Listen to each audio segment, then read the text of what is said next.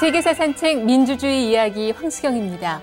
고대 아테네에서 시작된 민주주의 역사는 프랑스에서 대변혁을 맞게 되는데요.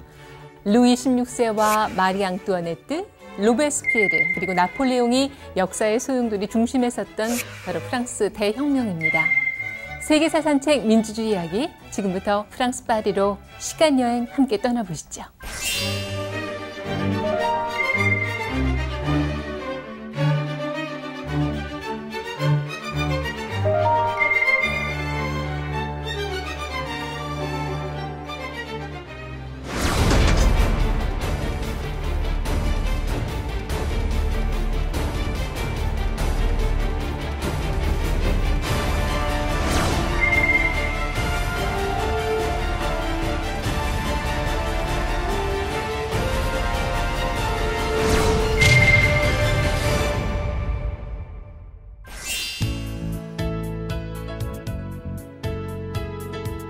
네, 1793년 1월 21일 프랑스 파리 단두대 앞에 수많은 시민들이 모여 있는데요. 과연 무슨 일이 있었던 걸까요? 그날의 사건 속으로 함께 떠나실 분들 오늘 이 자리에 모셨습니다. 민주주의의 역사, 또 역사 속의 민주주의에 대해서 아주 친절하게 안내해 주실 분 역사학자 강흥천 선생님 함께 하셨어요. 선생님 어서 오세요. 네, 안녕하십니까. 네.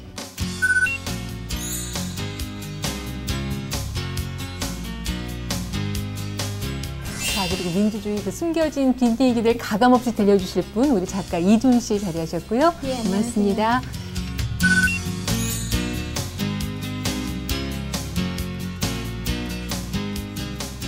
자, 그리고 프랑스 혁명 연구의 권위자이시죠. 서울대학교 서양사학과 최갑수 교수님 함께 하셨습니다. 고맙습니다.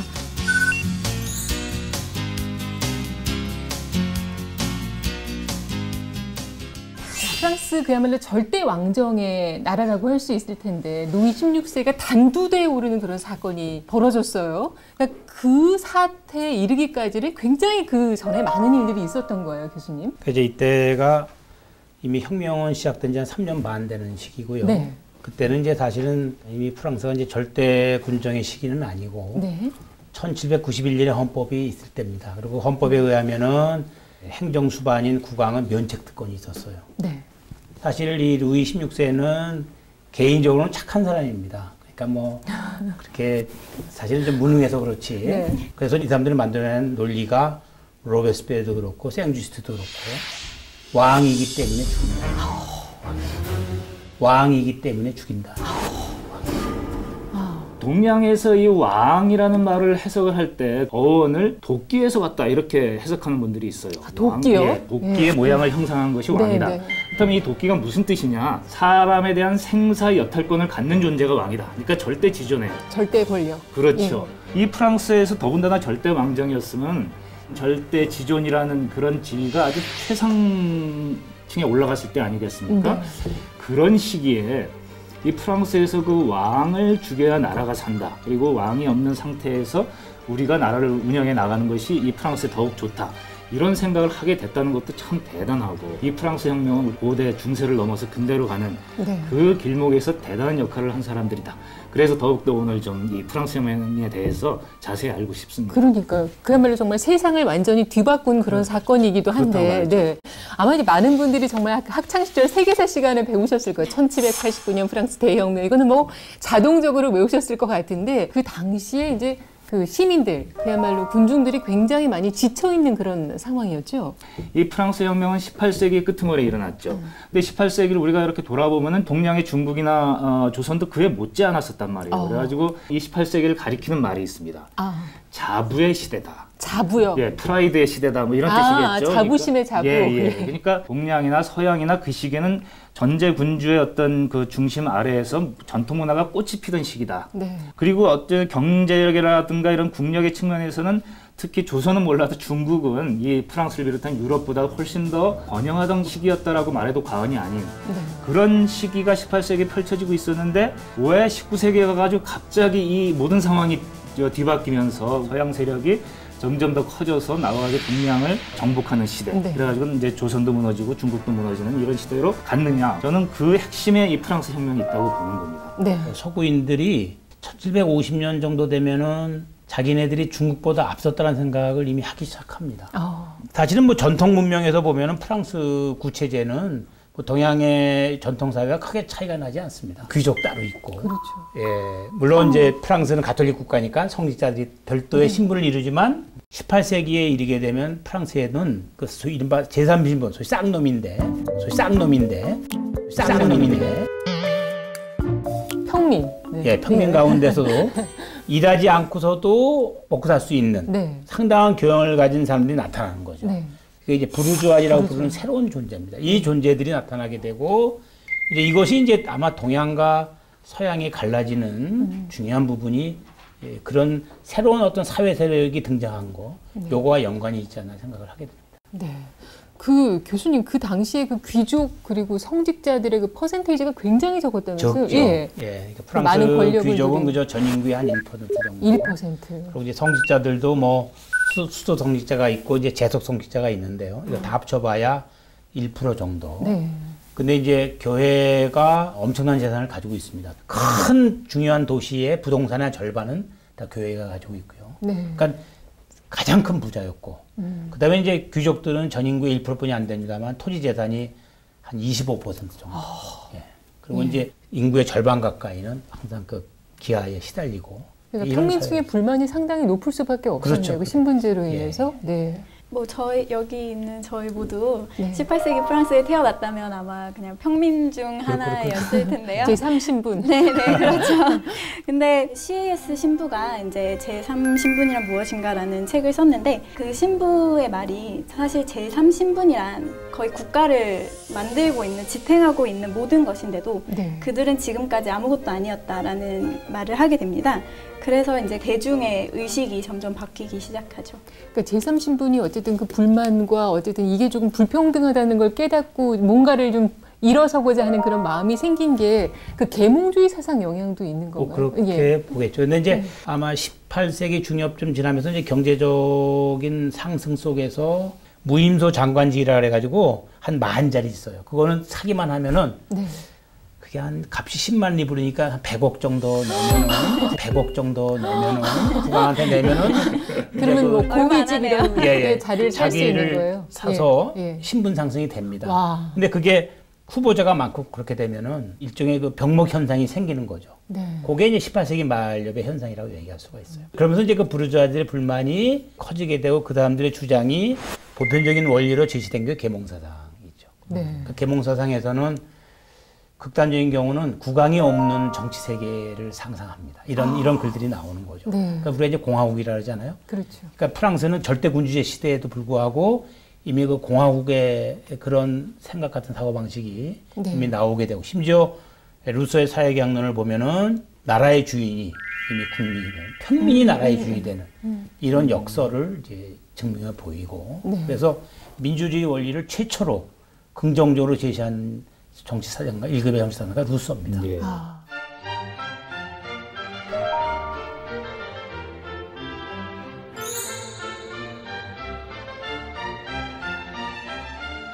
커피의 특성이 뭐냐면은 사람들로 하여금 계속 깨어 있으면서 수다를 떨게 하거든요. 그렇죠. 예. 그렇죠. 그러니까 수다를 떠는 게 깨어서 수다를 떠니까 제정신으로 이제 이야기를 막 하는 거예요. 술을 마셔도 이제 수다를 떨지만 그때는 제정신이 아닌 경우도 많죠.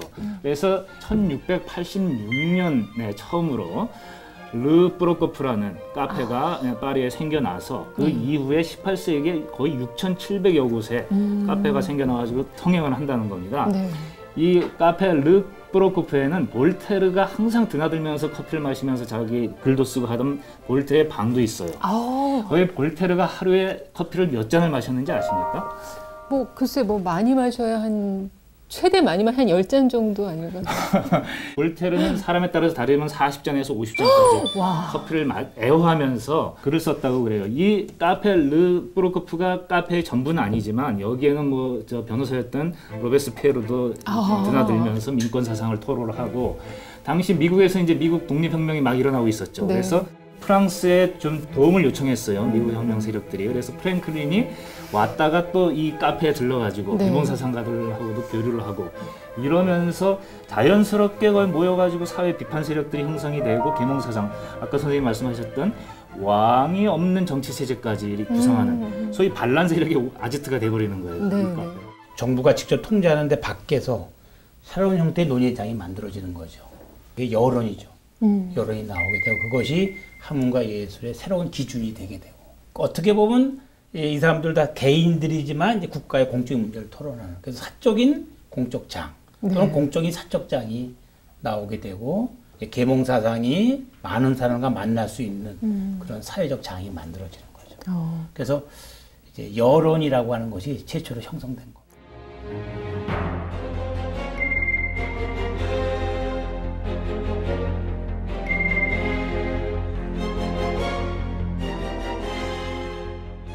그 18세기 당시 그 프랑스 그 사회상을 보면은 정말 그 신분제도로 인한 그 빈부격차가 워낙에 심하고 정말 생활상의 형편이 없었습니다.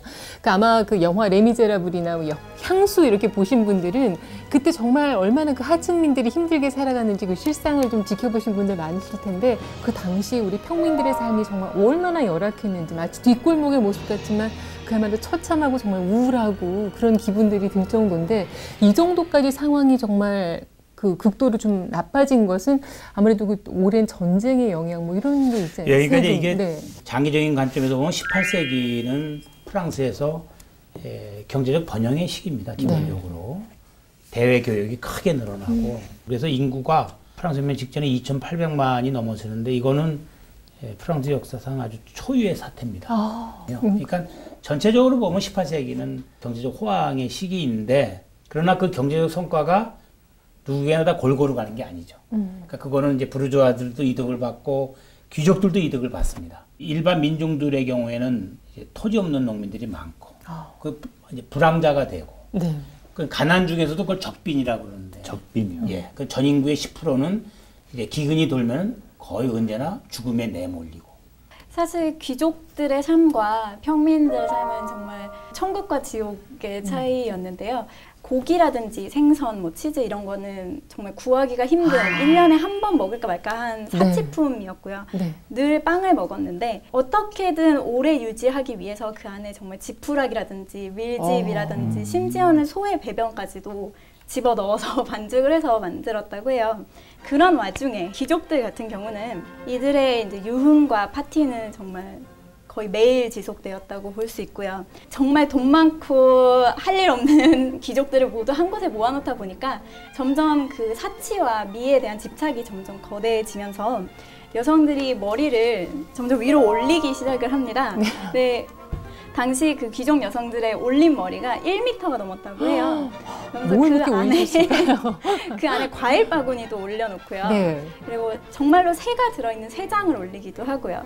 그리고 전투가 벌어지면 그 전투를 기념하면서 그때 사용했던 함선의 모양을 본뜬 그런 모형물을 머리에 올려놓기도 했고요.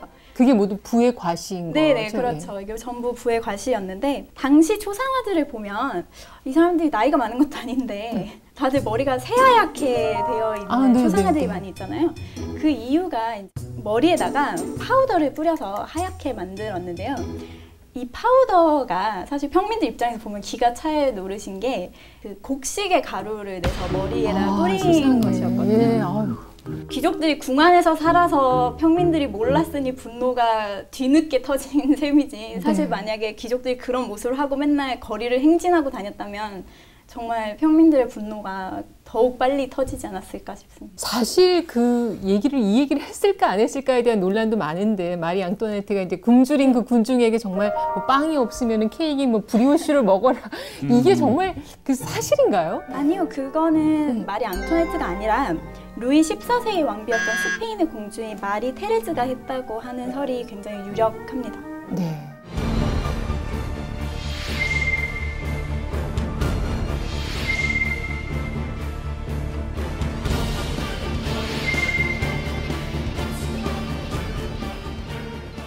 루이 16세가 그야말로 혁명을 스스로 불러온 거다 이런 얘기가 있잖아요. 그렇게도 얘기할 수 있어요. 워낙 재정 적자에 쪼들리는데 정답은 다 알고 있었어요.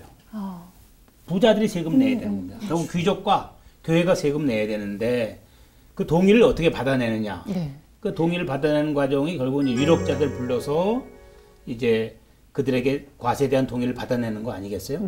그러다 보니까 결국은 이제 뭐 고등법원이라고 하는 조직이 있었어요. 거기다가도 어떻게 법안을 등기를 하려고 해도 안 되고, 그 다음에 명사회를 소집해도 안 되고, 요것들이 다 우리는 그런 거 없습니다. 임금님. 저 삼부회를 소집하셔야 됩니다. 네. 그래서 결국은 이제 그 과세에 대한 동의를 받아내기 위해서 국왕이 스스로 삼부회를 소집하게 이 삼부회가 175년 만에 열린 거 맞나요? 그런 1214년이니까 거의 200년 가까이 돼요. 네, 삼부회에는 이제 성직자와 귀족과 평민들이 모두 모여서 이제 안건에 대해서 투표를 했는데요. 투표를 했다고 하면 되게 민주적인 그렇게 절차 생각할 수 같은데 사실 입장도 굉장히 다들 다르죠. 뭐 평민들 같은 경우는 개선해달라는 것이 많고 귀족들 같은 경우는 이제 자신들의 것을 뺏기고 싶지 않은데 인구도 다름에도 불구하고 신분별로 단 한 표씩만 주어졌습니다. 그러니 사실 평민들 입장에서는 아니 우리는 거의 90%가 넘는 그러니까. 인구에게 한 표를 주고 뭐 1%밖에 안 되는 사람들에게도 한 표를 주다 보니 어차피 투표를 하면 결국 1대1대1의 상황이 되어서 너무 불합리하다라는 의견들이 있었죠. 그러니까 이제 이게 이제 삼부회가 말 그대로 이제 부가 세 개입니다. 1부가 성직자들 대표, 2부가 귀족 대표, 3부가 평민 대표인데 대부분 이제 부르주아 출신들이죠. 근데 1789년 소집했을 3부에는 각각 1신분은 대표가 300명, 2신분 대표가 300명, 3신분 대표 600명이었어요. 숫자는 그렇게 되는데 부별로 모이게 되면 어떻게 되냐면 1신분 한 표, 2신분 한 표, 3신분 한 표죠. 그래서 이제 3신분 대표들이 1789년 5월 5일 날 3부회가 소집되자마자 어떤 전략을 피냐면 임금님 우리 같이 모여서 회의를 하게 해주십시오.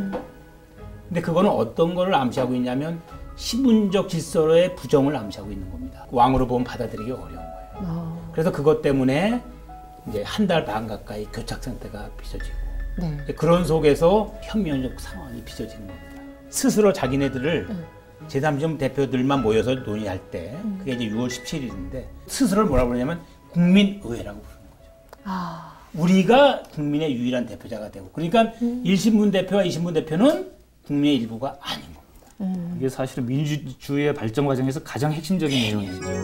국민이 이제 주권자로서 등장하게 되는 계기가 되는 거니까요. 그리고 이제 3일 후에 테니스 코트에서 만나서 어떤 약속을 하냐면 헌법을 제정할 때까지 우리 해산하지 않는다. 그래서 자기네의 임무를 헌법 제정으로 그래서 재헌회가 되는 거예요. 그러니까 이제 헌법을 만든다고 하는 것이 이제 구체제를 넘어서서 새로운 국가, 새로운 사회 원리를 밝히겠다는 겁니다. 이게 혁명이에요. 저기 보면 이제 세 사람이 껴안고 있죠. 가운데 까만 옷 입은 게 이제 그게 신부고요. 1신분을 대표하는 거예요. 제1신분을 상징하는 거고요. 그다음에 이제 왼쪽에 있는 게 신부님입니다. 사제 복장을 하고 있고 오른쪽이 제3지점 평민 복장이에요. 저게 세 신분의 통합을 상징하는 겁니다. 이 왕이 세 신분 통합 합동회의하라고 명령을 내리기 전인데 저거는 이제 자꾸르기 다비드가 국왕에 대항하는 국민의 통합체로서의 이미지를 그려내기 위해서 사실 저런 걸 만들어낸 거예요. 그러니까 저거는 역사적 허구입니다, 사실은. 허구지만 그러나 동시에 사실이기도 해요. 테니스 코트의 선언을 보여준 건데 저 세 신분 합이고 이게 유일하게 요 테니스 코트 선언을 반대한 사람이 한 명 있어요. 오른쪽에 있는데 이렇게 껴안고 그다음에 유일하게 반대한 거고 저기 있잖아요. 있습니다. 예, 그 사람이 딱 한 거고 한 명을 지한 만장 세3지점 대표들이 만장일치로 헌법을 제정할 때까지 우리 해산하지 않는다라고 하는 서약을 같이 하는 거죠.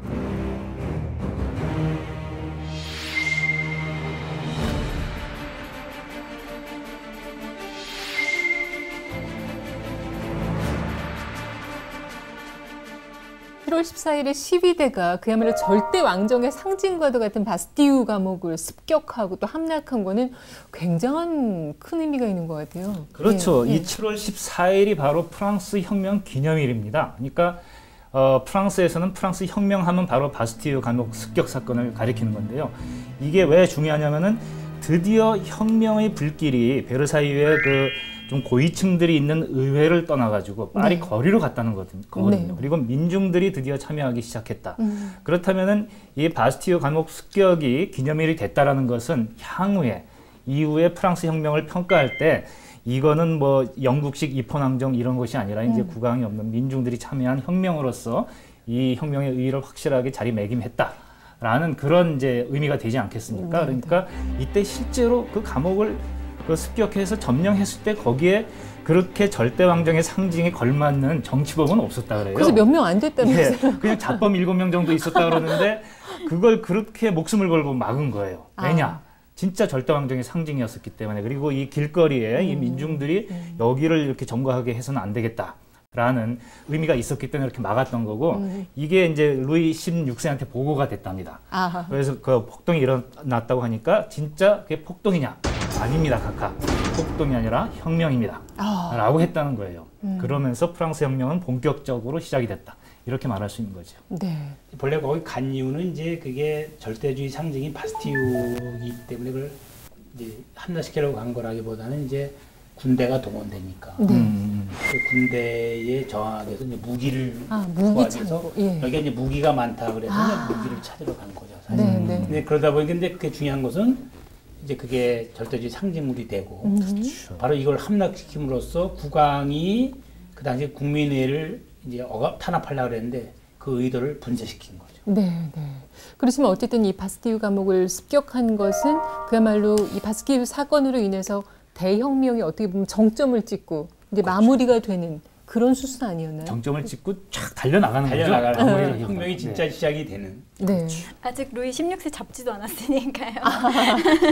이게 바스티유 감옥에 함락되고 난 뒤 이야기가 좀 재미있는데 감옥이 이제 아무래도 유명무실해졌기 때문에 이를 철거하기로 결정을 합니다. 어찌 보면 프랑스판 이제 봉이 김선달 같은 사람이 등장을 하는데 팔루아라는 사업가가 이 철거 허가권을 따낸 뒤에요.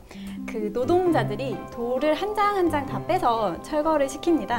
돌에 바스티유의 모형을 새겨서 자유의 사도라는 이름으로 이걸 한 장 한 장 다 갖다 팔았어요. 그래서 팔면서 엄청난 돈을 벌었다고 하더라고요. 그러니 어떤 시기에라도 돈을 벌려고 하면 그러니까 또 상업적인 마인드가 있으신 분들은 그 시대에도 또 존재하셨네요. 예. 자, 그리고 이제 프랑스 그 혁명 당시에 이제 프랑스 국기 그 삼색기가 이제 등장을 하게 되는데 그래도 놀라운 것이 그렇게 정말 민중들이 어떻게 보면은 혁명을 일으킨 건데도 그 왕실을 상징하는 하얀색도 들어가 있어요. 이게 서양의 역사를 이해하는데 굉장히 중요한 키워드 같아요. 삼색기라는 것이. 그러니까 프랑스 혁명을 넘어서 그러니까 공화국을 추구하는 나라들은 대개 그 삼색기를 변형한 국기들을 지금도 쓰고 있습니다. 그렇죠. 예. 독일도 그렇고 뭐 이탈리아도 그렇고 심지어는 이탈리아를 상징하는 마르게리타 피자는 그 이탈리아 국기의 그 색깔 초록색, 하얀색, 빨간색을 이렇게 모티브로 삼아가지고 만들었다고 할 정도로. 그런가요? 네, 그래서 한번 다시 드셔보세요. 다 그 색깔로 얹어져 있을 그냥 겁니다. 그냥 맛있게 먹느라고 정신이 없어서. 네, 그래서 아마 시청자 여러분들은 유럽의 국기는 크게 두 종류로 나뉘는데 이 삼색기를 가진 국가들은 공화제 국가다라고 이렇게 이해를 하시면 될 것 같고 그 다음에 이제 십자가가 들어가 있는 나라들이 있죠. 뭐 영국을 비롯해서 이 십자기는 당연히 기독교의 유래를 둔 것이겠죠. 예전에 십자군 원정 때 쓰기 시작한 그 깃발을 지금도 현재 그 깃발에다 쓰고 있는데 이런 십자기 깃발을 쓰고 있는 나라도 물론 지금은 다 민주주의 국가입니다만은 대개 입헌왕정이에요. 그래서 아마 여러분들이 그 유럽의 국기를 보면은 대충 이 나라에 왕이 있는지 없는지 이런 건 알 수 있고 그 역사 내력도 짐작을 할 수 있을 겁니다. 네. 삼색기라는 게 그 세 가지 색깔이 있으니까 이제 흰색이 있고 흰색을 파란색하고 붉은색이 둘러싸고 있는데 흰색은 이제 그 바로 부르봉 왕가의 문장인 백합, 백합 문장을 상징하는 거고요. 그다음에 이제 파란색하고 빨간 거는 사실은 파리 시의 문장입니다. 지금도 그 파리 시내 가면 메트로 1호선에 그 시청 앞에 가면은 거기 그 지하철역에 파리 시의 문장이 새겨져 있어요. 그게 뭐냐면 이 파리 세느강에 파란 세느강에 돛담배가 있고 돛이 빨간게 돼 있습니다. 그래서 그 파란색하고 그 두 색깔이 붉은색이 파리 색깔입니다. 그래서 그 두 색깔이 왕가의 문자 색깔을 에어싸는 형상을 하고 있죠. 그래서 처음에는 저런 삼색의 문양이 아니라 꽃가루드, 이렇게 접어가지고 머리에 꽂는 거 있죠? 그런 모양으로 시작이 됩니다. 그 다음에는 이렇게 휘장, 긴 휘장.